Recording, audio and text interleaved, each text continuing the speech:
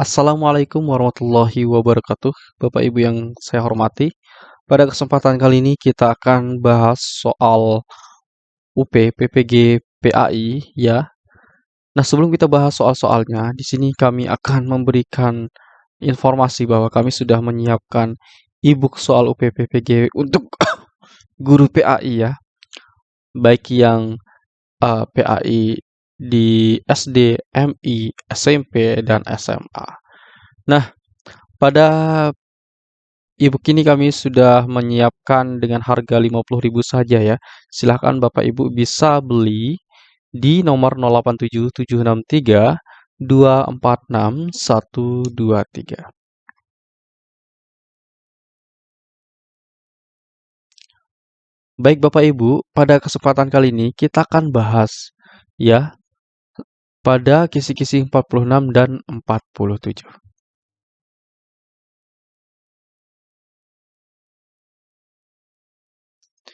Nah, sebelum kita bahas pada kisi-kisi 46, pertama kali kita akan bedah dulu kisi-kisinya.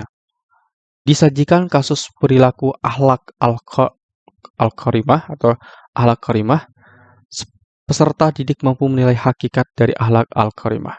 Nah, nanti Bapak Ibu harus mampu menilai hakikat dari akhlak al-karimah tersebut ya. Nah, baik, kita akan lihat dulu pembahasannya. Akhlak adalah kondisi jiwa yang mendorong tindakan-tindakan tanpa perlu berpikir, dan pertimbangan lagi adalah pengertian akhlak menurut Ibnu Miskawayh. Kemudian yang kedua, akhlak ialah gambaran keadaan jiwa berupa sifat-sifat yang sudah mendarah daging yang mendorong dilakukannya perbuatan-perbuatan dengan mudah lagi gampang tanpa berpikir panjang adalah pengertian akhlak menurut Al-Ghazali.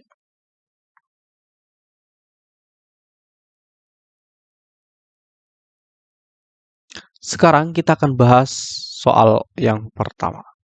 Bu Yuli saat berdagang beras selalu menimbangnya dengan benar, sehingga banyak pembeli yang berlangganan dengan dia.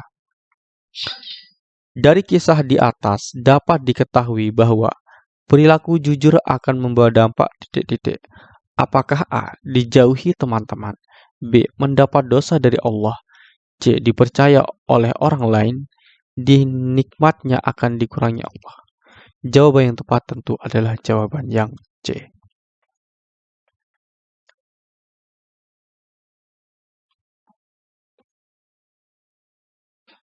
Baik, berikutnya kita akan bahas pada kisi-kisi 47, indikator 37. Kita akan bedah dulu kisi-kisi ini untuk mendapatkan gambaran soal yang akan muncul.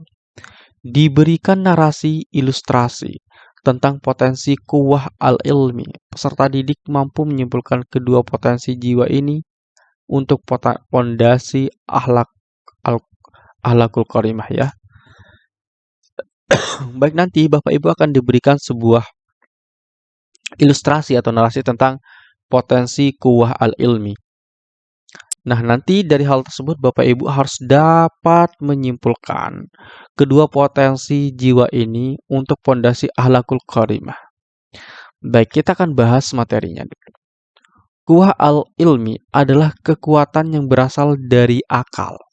Dengan akal, inilah manusia dapat dengan mudah membedakan mana yang jujur dan mana yang bohong dalam berbicara, mana yang benar dan mana yang salah dalam mengambil keputusan, mana yang baik dan mana yang buruk dalam bertindak. Kekuatan inilah yang menjadi pembeda manusia dengan jenis binatang. Dengan akal manusia dapat mencipta dan mengembangkan budaya sehingga terus berkembang ke arah yang lebih baik dan lebih maju dari sebelumnya.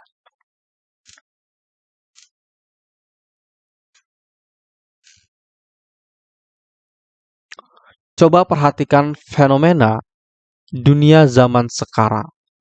Banyak orang kelihatannya berilmu, tapi ilmunya kurang atau bahkan tidak dapat membimbing kehendaknya untuk mendorong melakukan tindakan-tindakan yang dapat membawa manfaat dan kebahagiaan dunia akhirat. Kenapa? Jawabannya sederhana, karena ilmunya tidak mengandung hikmah. Bagaimana sekarang sudah mulai menyambung? Kita lanjutkan, memahami konsep hikmah. Hikmah sebagai konsep itu mencakup 4 turunan, yakni husnu at-tadbir, yaitu baik pemikirannya, judat ad-din, jernih pemikirannya, siqobah ar-ra'yi, tajam pemikirannya, dan syawab az-zan, tepat pemikirannya. Itu menurut Al-Ghazali dalam Mizan al-Amal. Mari kita analisis konsep turunan hikmah tersebut di atas satu persatu. Nah, kita sudah analisis ya.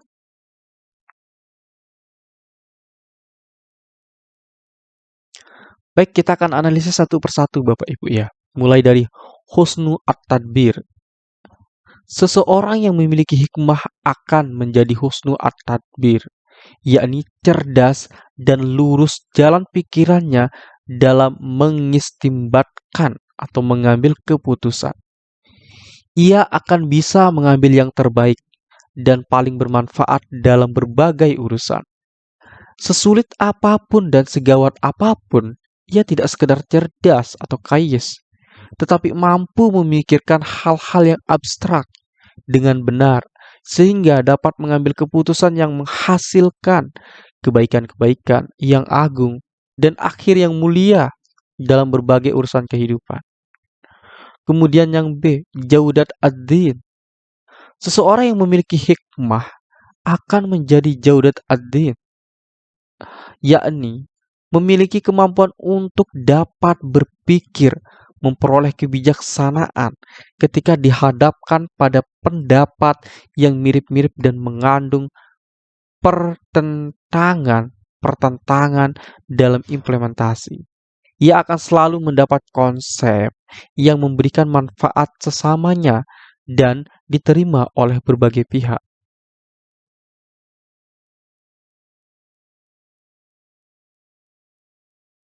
Berikutnya yang ketiga adalah siqobah ar-ra'i.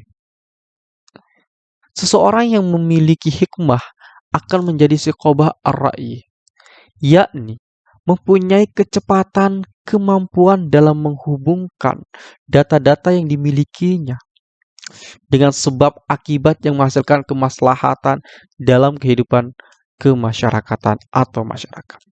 Kemudian yang D, syawab azan. Seseorang yang memiliki hikmah akan menjadi syawab azan, yakni ia akan mendapatkan taufik dari Allah Subhanahu wa taala dengan kesesuaian antara dugaan yang terdapat dalam alam pikirannya dengan kebenaran hakiki tanpa harus lama-lama memikirkannya.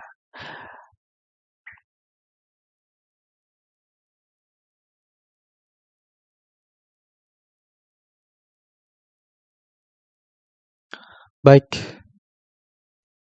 sekarang kita langsung bahas soal yang pertama. Kekuatan dari akal yang dengan akal inilah manusia dapat dengan mudah membedakan mana yang jujur dan mana yang bohong dalam berbicara, mana yang benar dan mana yang salah dalam mengambil keputusan, mana yang baik dan mana yang buruk dalam bertindak. Disebut apakah husnu at-tadbir, judat az-zin, siqobah ar-ra'i, kuwah al-ilmi. Jawaban yang tepat adalah yang D, yaitu kuwah al-ilmi. Karena tadi kita sudah bahas di sebelumnya ya. Kalau husnu at-tadbir, judat az-zin, kemudian siqobah ar-ra'i itu termasuk kepada apa tadi? Coba Bapak Ibu lihat di sini ya. Itu termasuk merupakan capaian yang bisa didapatkan melalui kuwah al-ilmi tersebut.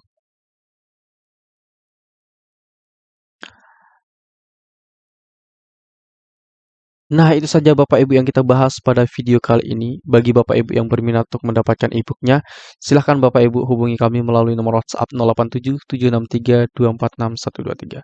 Sekian dan terima kasih. Assalamualaikum warahmatullahi wabarakatuh.